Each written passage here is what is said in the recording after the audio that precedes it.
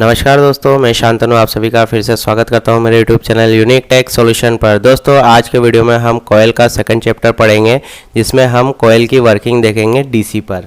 ठीक है, कोयल की वर्किंग एसी पर अलग होता है, डीसी पर अलग होता है। तो आज के वीडियो में हम सिर्फ डीसी पर देखेंगे, क्योंकि हम दोस्तों थ्योरी के साथ प्रैक्टिकल भी दिखाते हैं आपको, जिससे क्या होता है दोस्तों वीडियो काफ़ी लंबा हो जाता है। तो हम एक एक करके ही सारा टॉपिक पढ़ाएंगे। तो आज हम सिर्फ आपको कोयल की वर्किंग ऑन डीसी पर ही दिखाएंगे और उसका एक प्रैक्टिकल भी दिखाएंगे। तो वीडियो शुरू करने से पहले हमेशा की तरह आप लोगों से रिक्वेस्ट है कि अगर आप लोग मेरे इस चैनल पे नए हैं तो प्लीज़ मेरे इस चैनल को सब्सक्राइब करिए और सब्सक्राइब के पास में जो बेल आइकन है उसे ज़रूर प्रेस कर दीजिए, नोटिफिकेशन बटन जो होता है, ताकि क्या है जब भी मैं next time basic electronic series का अगला वीडियो अपलोड करूं तो तुरंत आपको नोटिफिकेशन मिल जाए। और वीडियो अच्छा लगे तो लाइक करिए, और कोई क्वेरी हो, कोई आपका सुझाव हो तो आप मुझे कमेंट कर सकते हैं।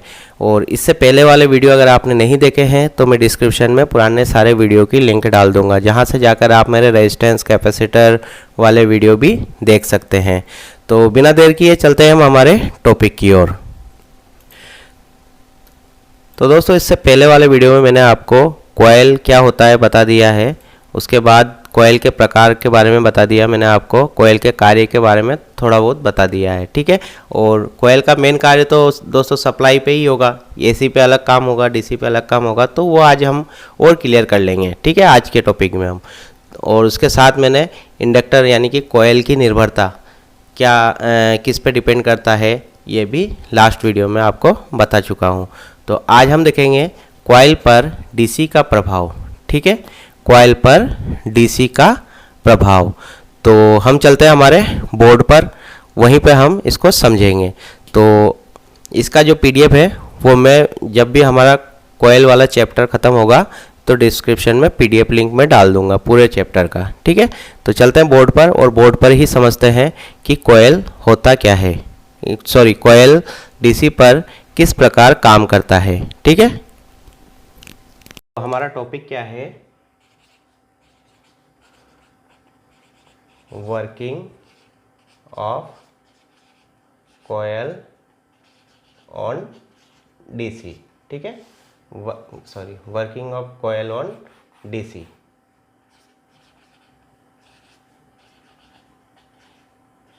ठीक है, डीसी पर कोयल किस प्रकार काम करता है यह हम आज के वीडियो में देखेंगे। तो क्या होता है जब हम किसी कोयल को डीसी सप्लाई से जोड़ते हैं, जैसे मान लो ये मेरे पास एक कोयल है। ठीक है, ये कोयल हो गया। ओके, जब हम एक कोयल को डीसी सप्लाई से जोड़ते हैं, कोयल हो गया, ये हमारा क्या हो गया सोर्स, यहाँ हम एक बैटरी लगा देते हैं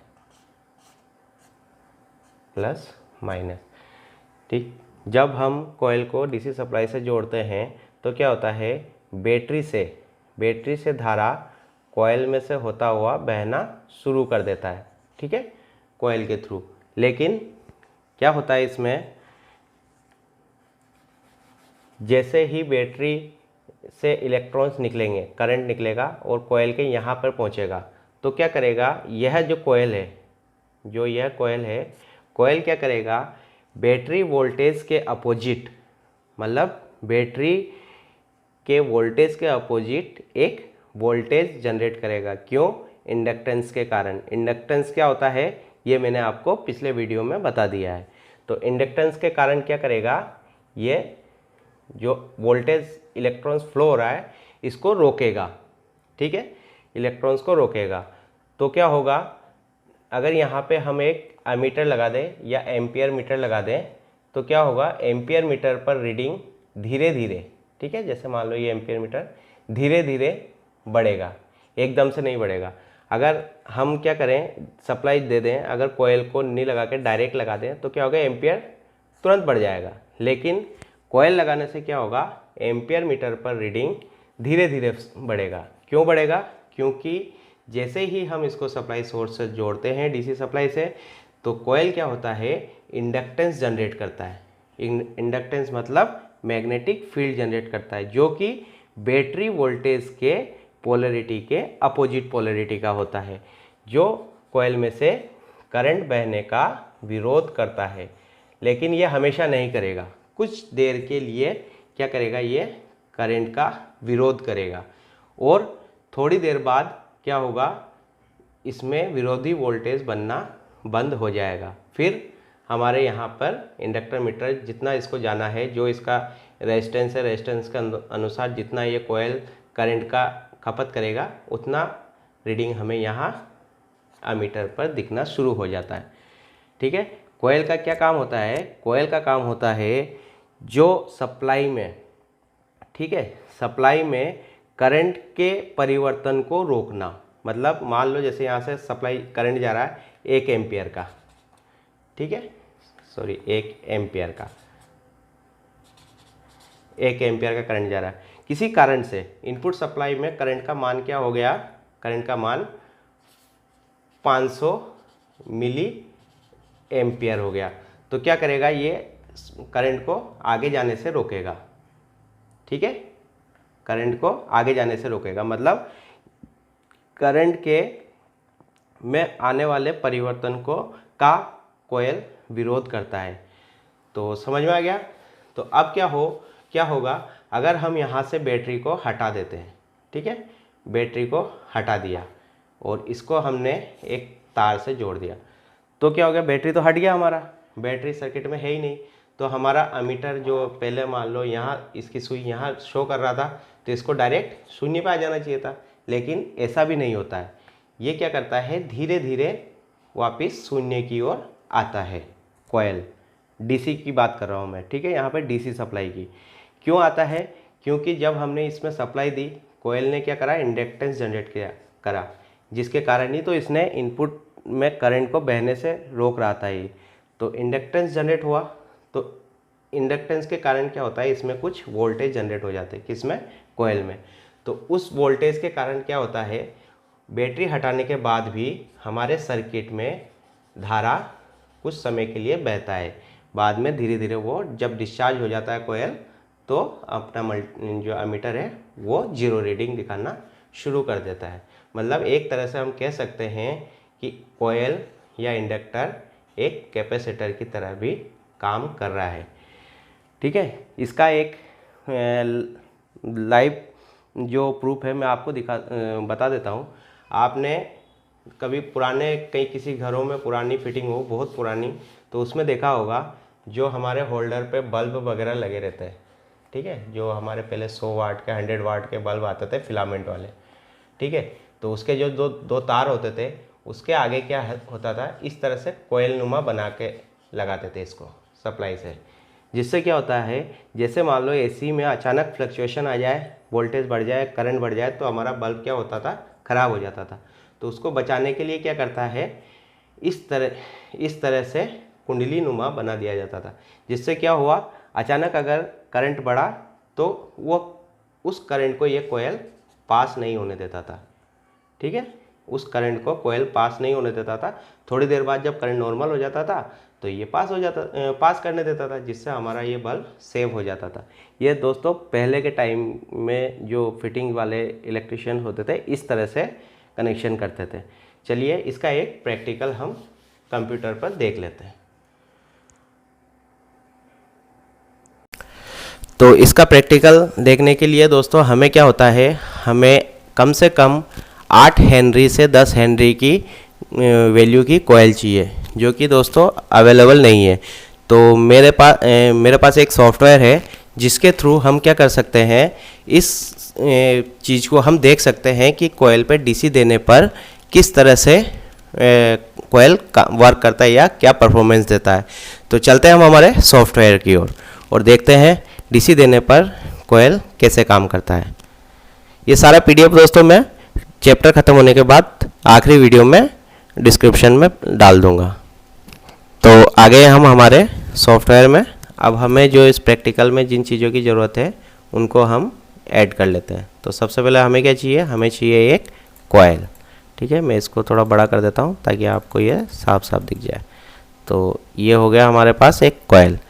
कोयल की वैल्यू मैं यहाँ चेंज कर लेता हूँ, मैं यहाँ कर लेता हूँ 8 हेनरी, क्योंकि इस प्रयोग को करने के लिए मिनिमम 8 से 10 हेनरी की कोयल होनी चाहिए, तब हम इसे आसानी से देख सकते हैं। ठीक ठीक है, 8 हेनरी की कॉइल ले ली। दूसरा चीज़ क्या चाहिए हमें, हमें चाहिए एक पावर सप्लाई। कौन सी, डीसी, क्योंकि हम डीसी पढ़ रहे हैं अभी। तो मैंने ले लिया एक बैटरी, ठीक है। बैटरी वोल्टेज को भी मैं कर देता हूँ 24, ठीक है, 24 वोल्ट डीसी। अब मैं ले लेता हूँ एक स्विच, ठीक है, इनपुट कंपोनेंट मैंने ले लिया एक 2 वे स्विच, ठीक है। और मैं एक ले लेता हूँ मेजरिंग डिवाइस, भाई जिससे हम एम्पियर को मेज़र करेंगे, ठीक है, मेजरिंग डिवाइस।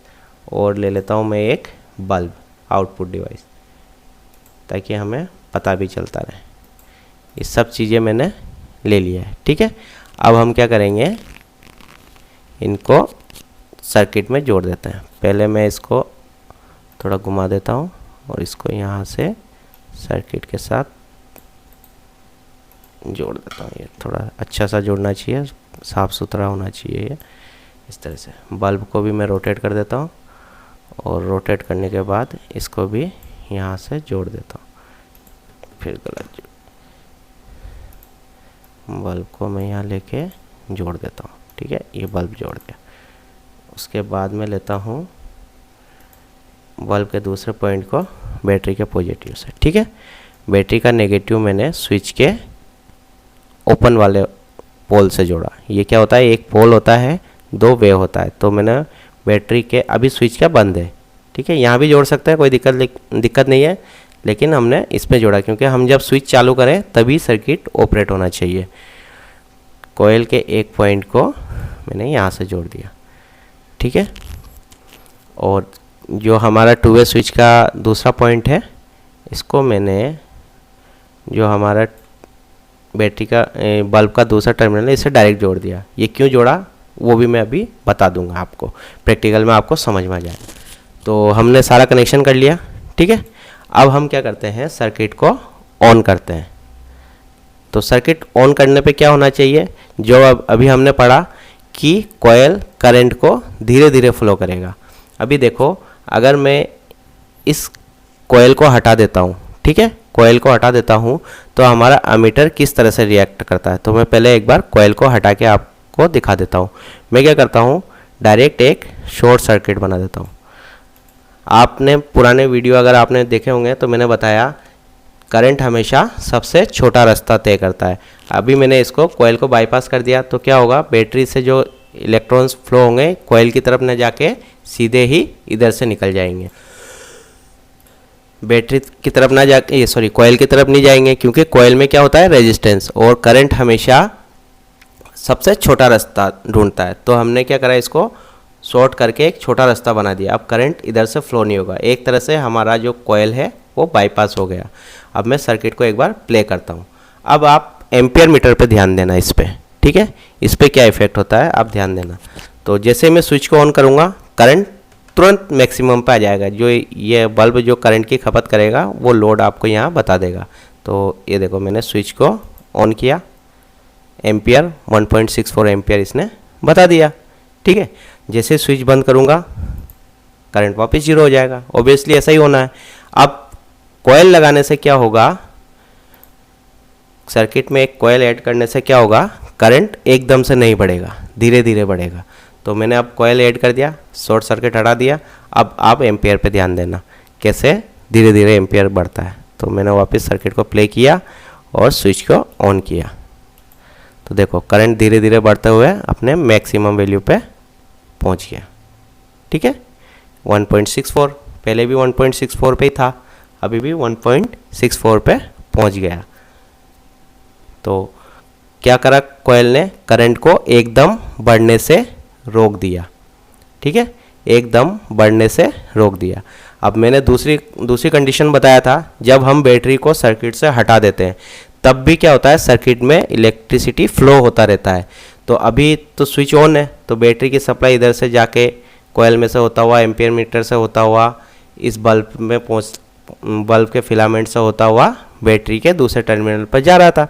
तो ये हमारा क्लोज सर्किट था बैटरी के साथ। अब अगर हम स्विच को ओपन कर देंगे तो हमारा क्या होता है, सर्किट ओपन सर्किट हो जाता है। इसलिए मैंने क्या करा, इसको स्विच को जब यहाँ लगाएंगे तो क्या होगा, जो कॉइल इंडक्टर में जो वोल्टेज है, विरोधी वोल्टेज, वो क्या होगा, इस स्विच के थ्रू, यहाँ से कॉइल के थ्रू निकल के एम्पियर मीटर से निकलकर हमारे बल्ब से होता हुआ इस पॉइंट पे आएगा।